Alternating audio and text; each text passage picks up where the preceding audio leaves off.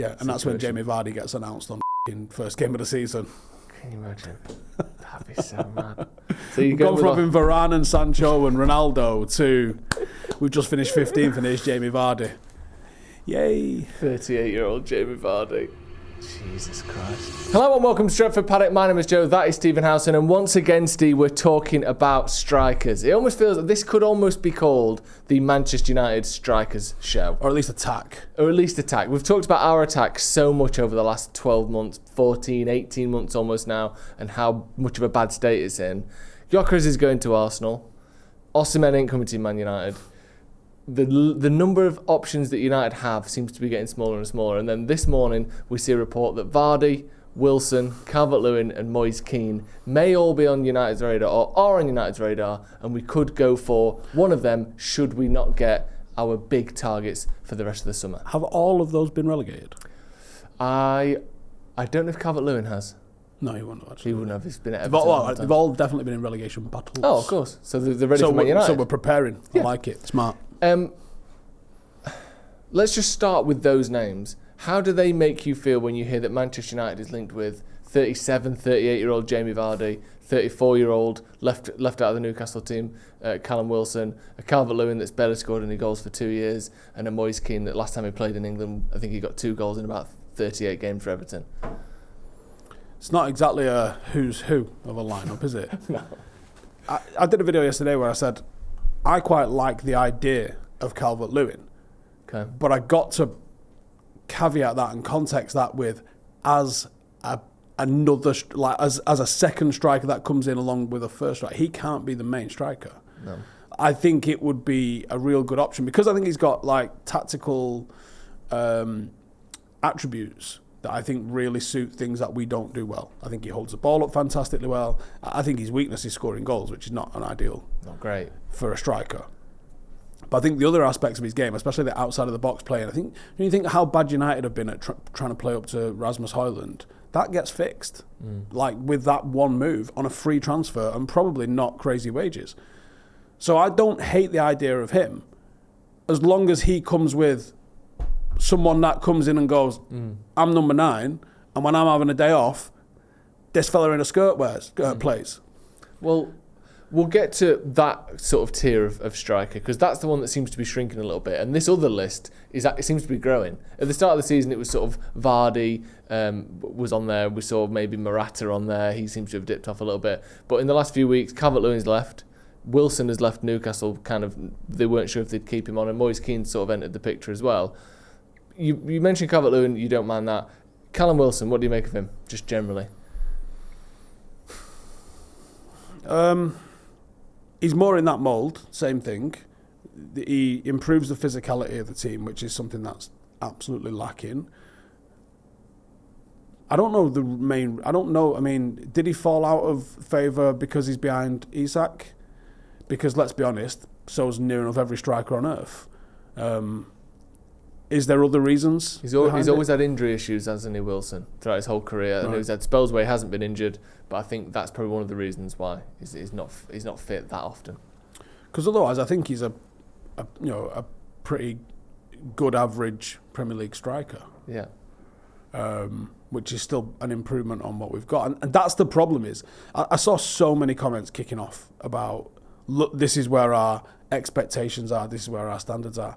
I think we're skinned, and it's frustrating to say because people just aren't getting it.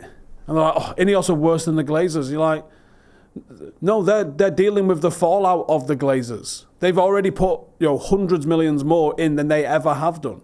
Like, they're clearly not the same thing, but they're clearly having to deal with the mismanagement of the club over the last 20 years. Yeah. Like, that's just reality. That is the reality that we find ourselves in. Would I love us to have gone and got Gyökeres or Osimhen and Mbeumo and Cunha and totally upgraded our front line? Of course I would.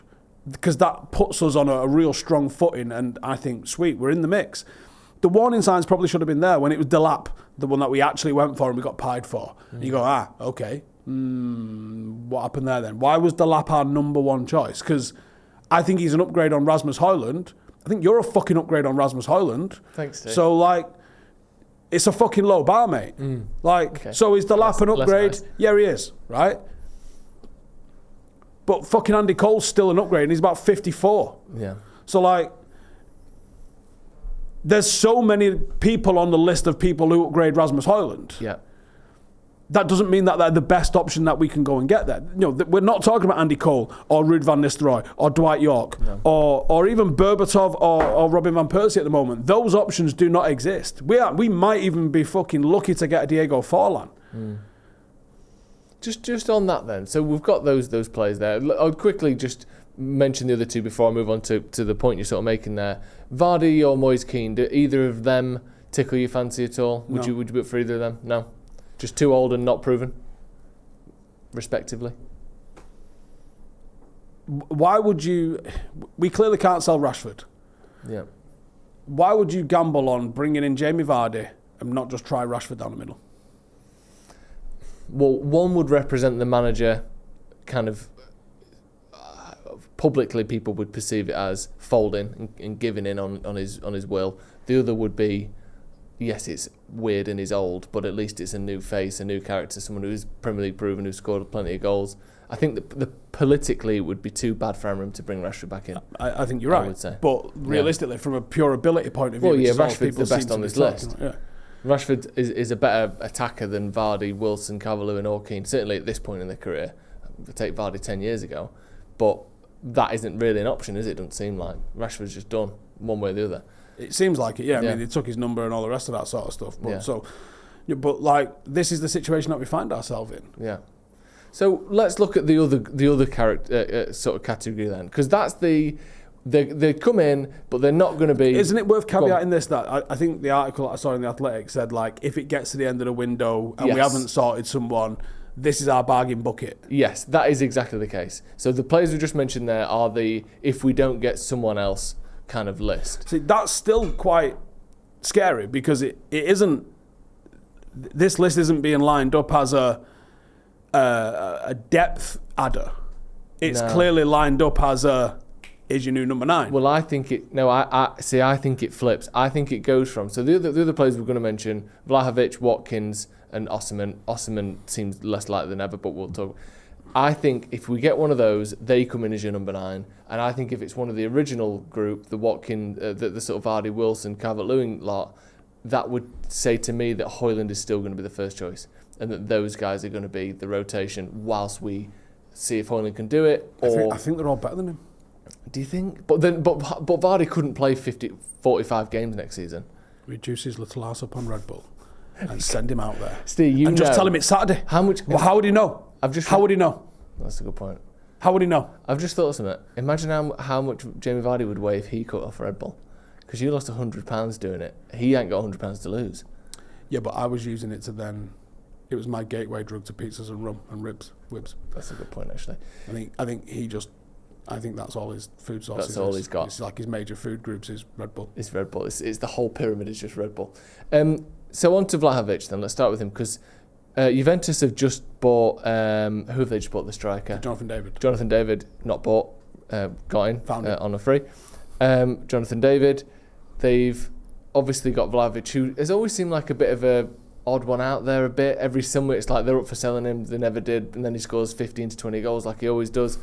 Do you like him? Would he be someone that you'd bring in? Yeah, I think he suits Premier League football. I don't know, Serbians just suit Premier League. I don't know what it is, maybe. Or maybe I'm just inventing that. But I like Vidic. I like the idea of it. Matic. Yeah. Is Mitrovic? Yeah, he worked. Second time round, he did all right in the Premier League. First time, disaster. So yeah, I just don't know. I think they got the right sort of intensity about him, right sort of physicality about him. He's not small. No. You know, he absolutely delivers in terms of that target man kind of profile that I think we're looking for. Especially if you do get him Mbeumo, which surely we're gonna. I mean, what a monumental cock up if we don't. That's going to be a true meltdown if we don't get him now. We've got to. I mean, we're already a couple of days into pre-season. Yeah. And I don't even know where he is. You know, is he just fucking go-karting in Saint-Tropez or something? Who the fuck knows? I thought so. Like, so we're already falling behind on what would the manager's ideal be. Yeah. You know, you had all of our shiny new one signing turn up at pre-season yesterday. Not good, is it? No. So yeah, you're already a little bit behind on your ideal. Sweet. Every day now, without getting them over the line, as you've seen, even just with how mad it was with Johnny Evans, like literally like the day or two before the tour a couple of years ago, like fancy just coming on tour, mental. Like you would think there's so much more preparation goes into being on pre-season with a professional football team. And he's been a Man United player for 2 years. Yeah. Like it seemed like he was just going to train for a couple of weeks, and he's playing 30 odd games in the first season. Yeah. So Vlahovic, you think he could work? Watkins? Yeah, I like Watkins, and I don't know the reasons why he lost his place to Rashford, sort of, because it wasn't really, was it? No. But in the big moments, it seemed as though he favoured Rashford. Yeah, I mean, and maybe it was playing off a counter-attacking style a little bit more. Like, there can be a tactical requirement for that rather than a pure ability style for that. And especially when you think about what their forward line has and lacks and what our forward line has and lacks. Does Watkins work for United? Yeah. Yeah. Absolutely does. Absolutely does. I'd have zero qualms about him at United, apart from it's a lot of money to spend for a player that is so old. And me personally, as I mentioned on Transfer Review at the weekend, I don't care. Resale value is the weirdest sort of phrase in football, because if they do well, you're not interested in selling them, and if they don't do well, you're not going to get your money back anyway. Yeah. So you don't really get a lot of resale value in football. Maybe some clubs do, they exist and they're able to just exist and survive doing that because they buy so cheap that even selling them at mid-level, they make a massive profit, a la Brighton. Or you're Manchester United and you just don't sell players, or you're incapable of selling players for whatever that reason is. There's probably 15 different separate reasons. Apart from the fact of how big his fee seems to be, as a player, if you can just separate those two things, does he improve Manchester United? Yeah. And if you've got Watkins and Mbeumo and Cunha going into next season, you've got 3 Premier League proven players that have all got the ability to hit 20 goals individually, now playing as a 3. Is that better than the, combined 7 or something that we got last season? If you have it as Garnacho, Xerxes and Højlund as the front 3, which it was for a lot of the season, I think they got under 10 Premier League goals between them. Or somewhere around 10. So that's a slight improvement. It's a slight improvement. Now, obviously, you don't know if they can play together. Yeah. That's obviously theoretical rather than proven and practical. But you would have to say, on paper, the settling in generally isn't as much when they're from the same league. I think that they would all work. Now, would they all individually go and score 20?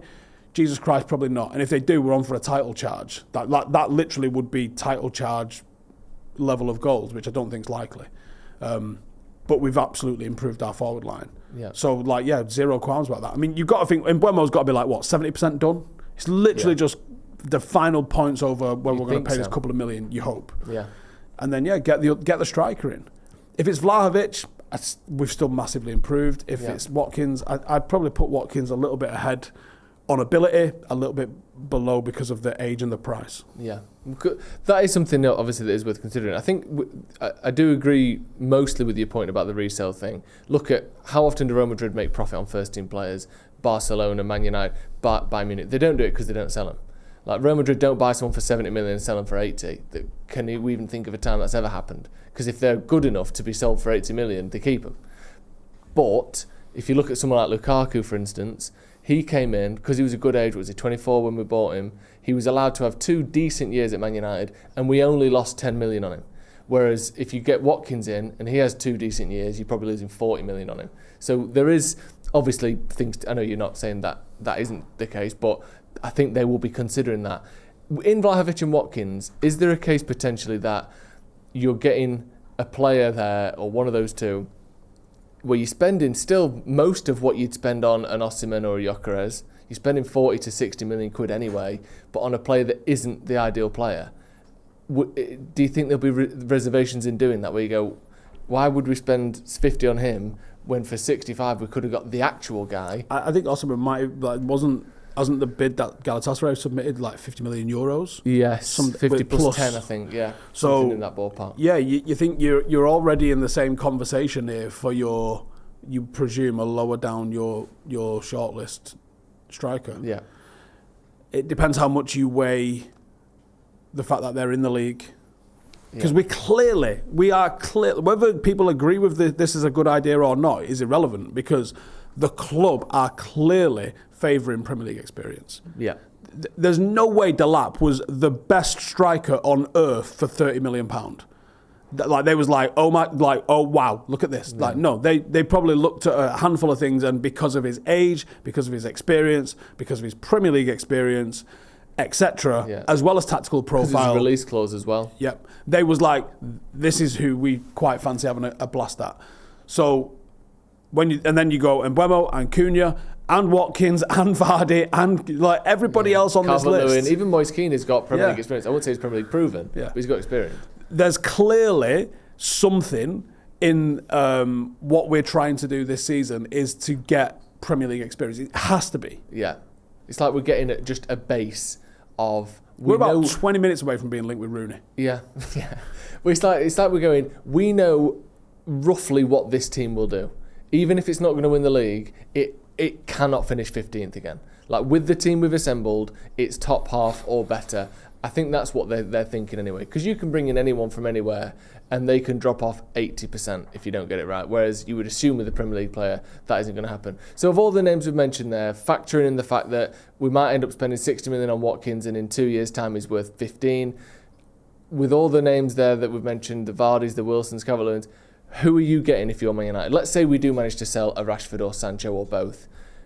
Of the available strikers that actually seem like they would be willing to join Man United, what's your lineup? I go for Osimhen with the way his price has come down. I go with Osimhen, and I'd love to think that United have played 3D chess here. I don't think we know how to play 3D chess, and I don't think we're getting linked with fucking Jamie Vardy and Moise Kean because we've kind of been like, let's just honeydick them into like driving around the outside and grabbing Osimhen very late in the window. Haha, surprise. There's not a chance we're that sneaky or calculated, sadly. So I think we're probably just going to miss out on him. But he's the best one on the list. So of the ones that you think we actually could get, the realistic ones? Watkins and Vlahovic is not a lot in it. I think as much as it doesn't matter to me, the price will be dictated to by the club. If we have to pour a touch more in for Mbeumo to get over the line, that might mean there's a little bit less in the kitty. You're going to have to sell some players. We're clearly incapable of selling players for anything worth value. Yeah. So, United, there's a lot of poker face going on here. There's poker face from United in terms of, well, we're not being bent over a barrel for Mbeumo, and then Brentford will be like, cool. We don't need to sell him. So, cool, crack on. But also, I think they do want to sell him. I do. Yeah, but they won't say that, obviously.